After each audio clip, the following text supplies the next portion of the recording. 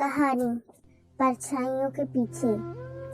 दिसंबर महीने की कड़कड़ाती ठंड की सुबह सौरभ गरम गरम चाय की प्याली के साथ अखबार के पन्ने पलट रहे थे कि अचानक फोन की घंटी बज उठी। सौरभ ने वहीं से आवाज लगाई, सुमी, देखो तो किसका फोन है। पर मैं रसोई में व्यस्त होने के कारण वहीं से बोल पड़ी, आप ही देख लो ना। सौरभ ने फोन उठाया। दूसरी आवाज से कोई आवाज नहीं आई। सौरभ बुदबुदाने लगे, पता नहीं कौन है जो पिछले 2 दिनों से फोन पर तंग कर रहा है और बोलता कुछ नहीं है। इसी बुदबुदाहट से सौरभ खीज में ही रिसीवर पर बोल पड़े, बोलो भाई, क्यों तंग कर रहे हो, कुछ बोलते क्यों नहीं। पर उधर से कोई उत्तर न पाकर सौरभ गुस्से से रिसीवर पटक कर बाथरूम की ओर चल दिए। मैं जल्दी से नाश्ता बनाने लगी ताकि सौरभ समय से ऑफिस पहुंच सके।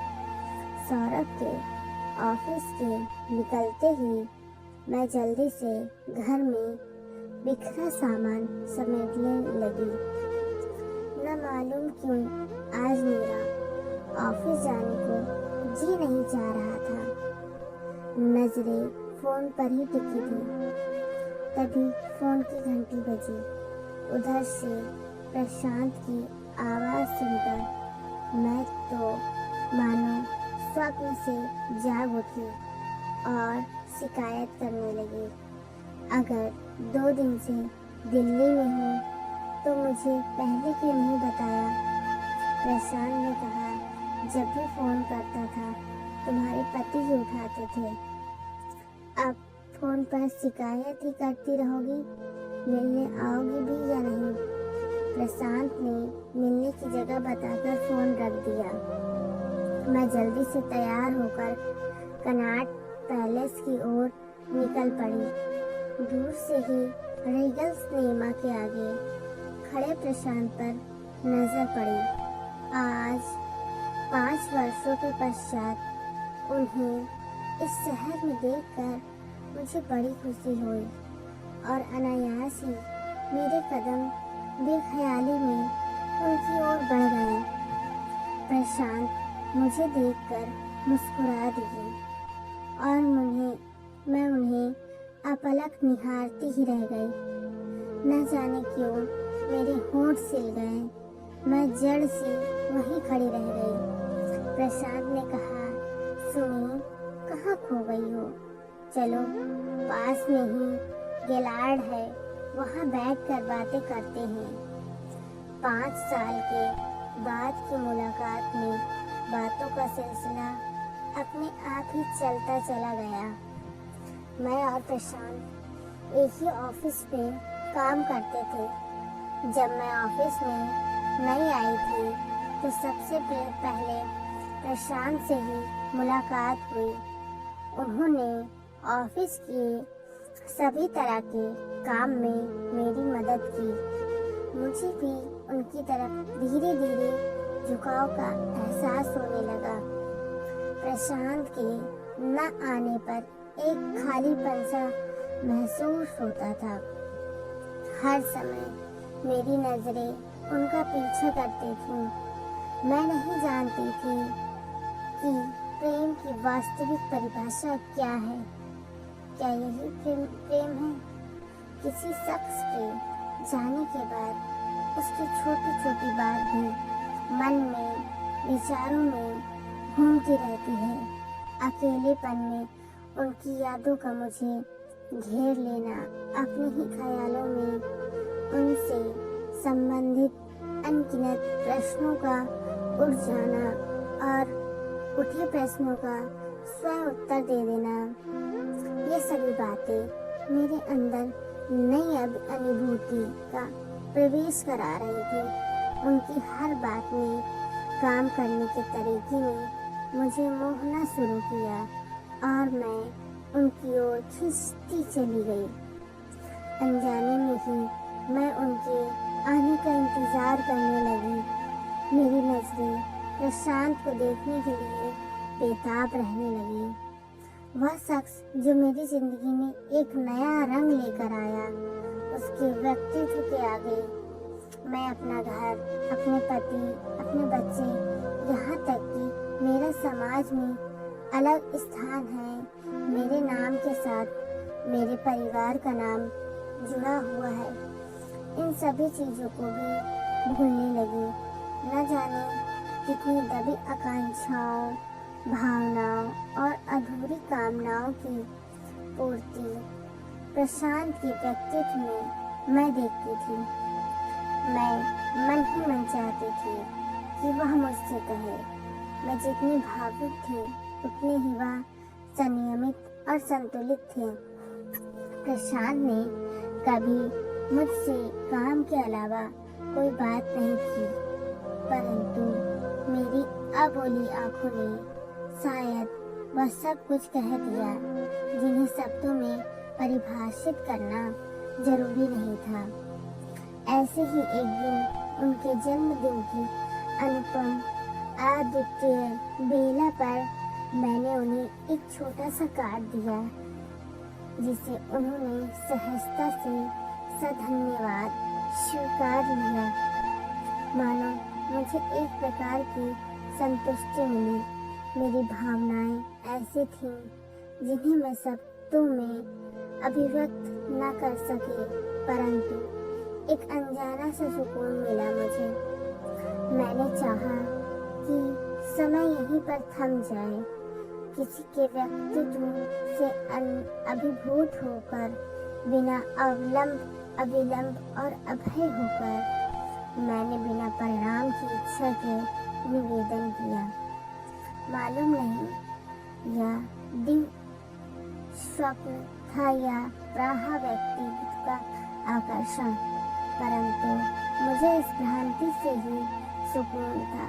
क्या सच क्या झूठ जीवन रूपी नाव को चलने के लिए छोड़ दिया, परंतु मैं इस बात से अनजान थी कि वह मेरे तथा मेरे परिवार के बारे में सब कुछ जान चुके हैं।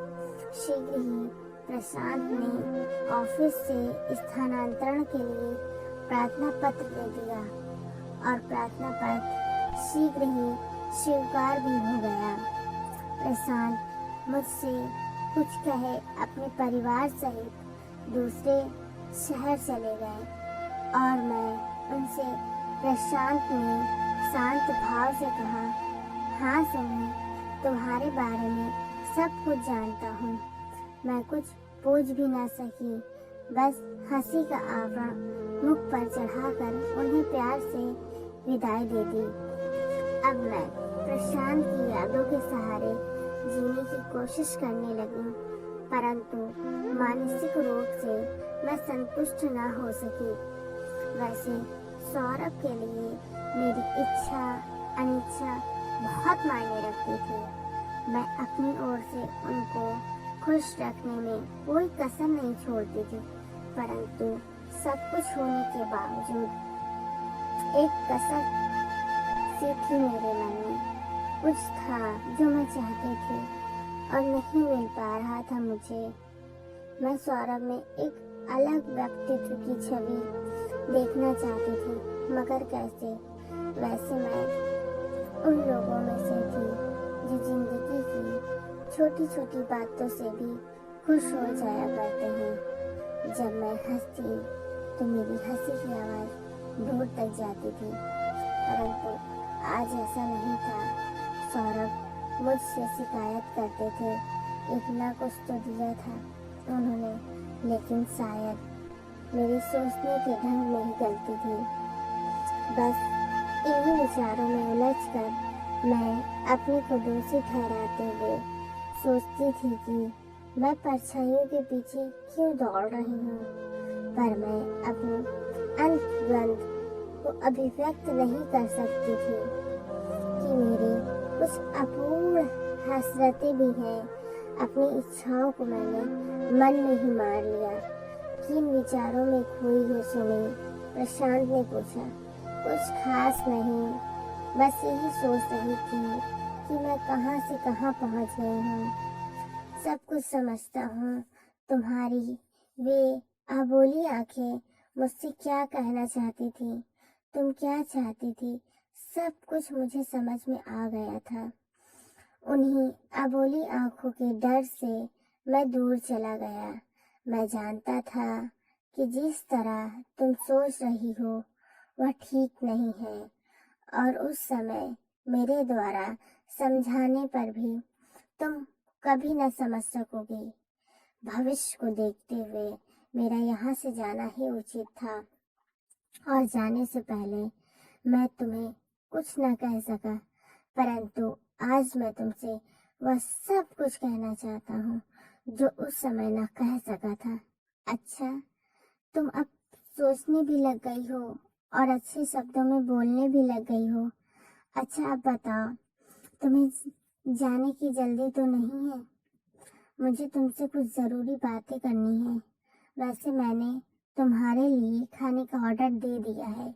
प्रशांत ने एक पैकेट मुझे देते हुए कहा, देखो मैं तुम्हारे लिए क्या लाया हूँ।